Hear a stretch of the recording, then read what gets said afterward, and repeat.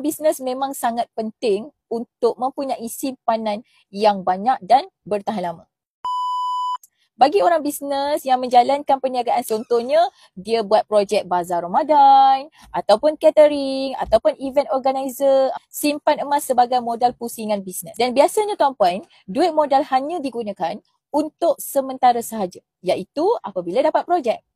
Antara masalah yang dihadapi adalah bila duit modal tak lekat. Ini bahaya tuan-puan. Jadi masalah kebocoran modal, contohnya diri sendiri yang merompak tuan-puan, yang menggunakan duit modal tersebut.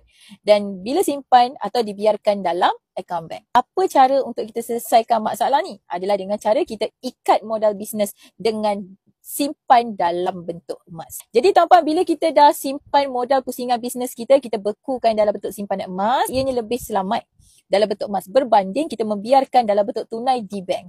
Jadi bagi orang bisnes yang menjalankan bisnes kecil dan bisnes sederhana, antara cabaran yang dihadapi adalah untuk memantau perkembangan modal. Kebanyakan orang bisnes kecil ataupun bisnes sederhana ni dia tak ada accountant tuan-puan.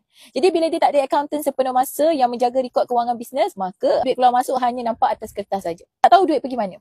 Itu pun jika rekod kewangan baik.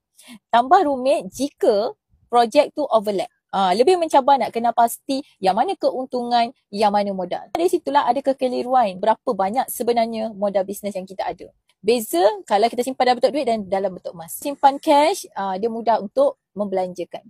Tetapi bila kita tukar dalam bentuk simpanan emas, kita jadikan dia kepingan emas, ketulan emas tuan-puan, bila dapat untung, biasanya kita akan tambah lagi modal pusingan dengan cara membeli emas. Modal bisnes boleh dipantau berdasarkan berapa keping, berapa ketulan emas yang kita ada.